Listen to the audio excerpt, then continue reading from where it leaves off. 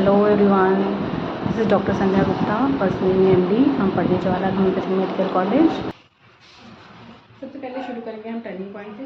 Turning point क्यों? क्योंकि मेरी थोड़ी फेवरेट पर्सनल फेवरेट बुक थी, तो इसलिए टर्निंग पॉइंट। और फेवरेट क्यों थी? क्योंकि इसका जो फॉन्ट वगैरह है काफ़ी अच्छा, थोड़ा बड़ा दिया गया है, पढ़ने में काफ़ी ईजी लगती है। तो सबसे पहले आप वही बुक उठाइए जो आपको ईजी लगती है, ताकि पढ़ने में थोड़ा इंटरेस्ट बने, डेवलप हो। तो सबसे पहले मैंने टर्निंग पॉइंट पढ़ी थी। टर्निंग पॉइंट में जब मैंने ली थी, ये पुराना एडिशन है, इसलिए इसमें प्रैक्टिस मेडिसिन और होम्योपैथी के चारों सब्जेक्ट थे, और सेकंड पार्ट में इसमें प्रीवियस ईयर के क्वेश्चन पेपर दिए हुए थे। अभी नया एडिशन आ गया है, अब जो बच्चे नए प्रिपरेशन कर रहे हैं तो वो नई एडिशन की बुक से पढ़ेंगे। दूसरी है ये काइजन। काइजन में सिर्फ होम्योपैथी के चारों सब्जेक्ट दिए गए हैं, और इसका बेस्ट पार्ट ये है कि इसने अगर एक MCQ का कोई भी क्वेश्चन है, उसका अगर एक्सप्लेन किया गया है, कोई भी अगर काइजन का सबसे बेस्ट पार्ट ये है कि इसमें जो MCQs दिए गए हैं, और उसका सपोज किसी MCQs का किसी क्वेश्चन का आंसर A है, B C D क्यों नहीं है, ये आपके प्रीवियस में एक्सप्लेन कर दिया गया है। पीछे क्वेश्चन के पेपर में आपको दे दिया गया है कि B में क्या आएगा, C में क्या आएगा और D में क्या आएगा। तो ये मुझे इसलिए अच्छी लगती है पढ़ने में।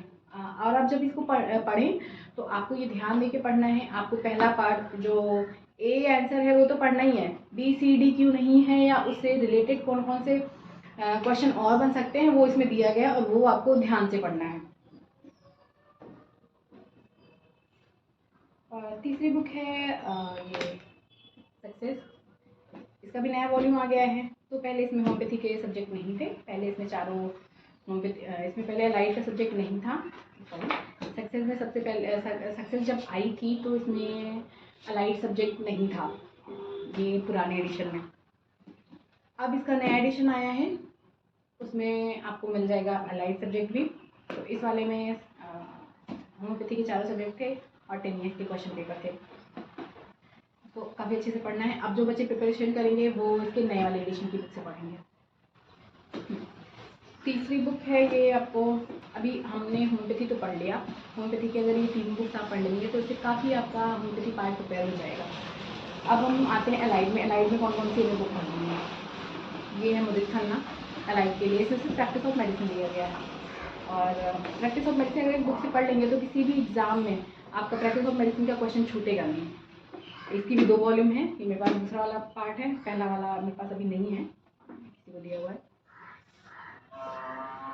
एलाइड सब्जेक्ट को पढ़ने के लिए वैसे तो हर सब्जेक्ट की अलग अलग बुक्स आती है, सारे जो भी सब्जेक्ट हैं उनका अलग अलग भी बुक आता है। जैसे गायनी के अलग राइटर की बुक आती है, MMT के अलग राइटर की बुक आती है।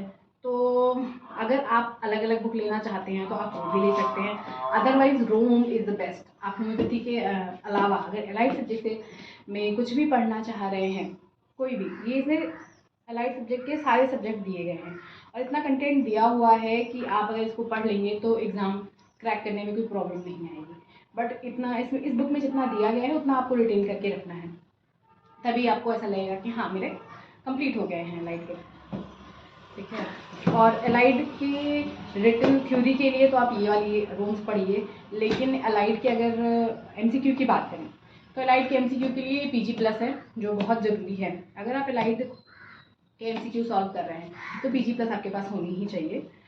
AAA वगैरह भी है, बट मैंने उसको नहीं पढ़ी थी, वो बुक ऐसा है वो काफ़ी AAA वगैरह है, पर वो मैंने पढ़ी नहीं थी क्योंकि मुझे थोड़ी टफ लगती थी पर्सनली, तो इस वजह से मैंने उसको नहीं पढ़ी थी।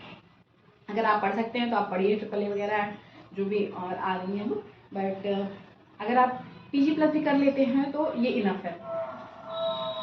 तो अलाइड के थ्योरी सब्जेक्ट के लिए रोम और एलाइड की MCQ के लिए PG+, ठीक है। और ये है DK चौहान। इस बुक को मैंने ज़्यादा नहीं पढ़ी थी क्योंकि मुझे पर्सनली बहुत अच्छी कम लगी थी मुझे, तो मैंने इस बुक को बहुत ज़्यादा नहीं पढ़ा था। और बाकी मटीरिया का MCQ के लिए बहुत ज़्यादा मटीरिया होती है। मटीरिया के आप जितने MCQ सॉल्व करेंगे उतना ही आपके लिए बेटर होगा। तो ये क्रैक द एंट्रेंस बुक जो कि सिर्फ इसमें मटीरियल का MCQ है, और मटीरियल के कहीं से भी क्वेश्चन आते हैं और आपने इसको अगर पढ़ लिया है तो आपका बट एरिया का MCQ जाएगा नहीं कहीं पे भी। इस बुक को तो आप पहचान ही रहे हैं, हेलेन स्किनर। इसको तो आपको हर रात हर सुबह इसको अपने साथ ही लेके रखना है, उसको पढ़ते ही रहना है, कोई पूरी हेलेन याद रहना है। ऑर्गेनॉन की बुक आपको साइड बाय साइड रेफरेंस के लिए रखनी है, क्योंकि जब आप ऑर्गेनॉन पढ़ेंगे तो एफॉर्जन से बहुत ज़्यादा कन्फ्यूजन आता है कि कौन से एफॉर्जन में क्या दिया गया है, कौन से एफॉर्जन में क्या दिया गया है। तो आपको आप जो ये है इस बुक का बेसिकली आपको रेफरेंस ऑथेंटिक बुक ही मानी जाएगी। तो आपको यह रेफरेंस के लिए आप ये वाली बुक यूज़ कर सकते हैं। यूज़ क्या कर सकते हैं, करना ही करना है। बोरिक साथ साथ में अगर आपको कोई MCQ आता है, कोई क्वेश्चन फंसता है, तो आप रेफरेंस बुक की तरह आपको ये सब सारी बुक्स आपको साइड बाय साइड रखनी ही रखनी है। तो ये सारी बुक्स हैं। अगर किसी को कोई कन्फ्यूजन है कि और क्या क्या चीज़ें किसी भी रिगार्डिंग किसी भी चीज़ अगर किसी को कोई कन्फ्यूजन है बुक्स के रिगार्डिंग या किसी और चीज़ के रिगार्डिंग एग्ज़ाम से रिलेटेड, तो कमेंट में बता के पूछ सकते हैं क्वेश्चन।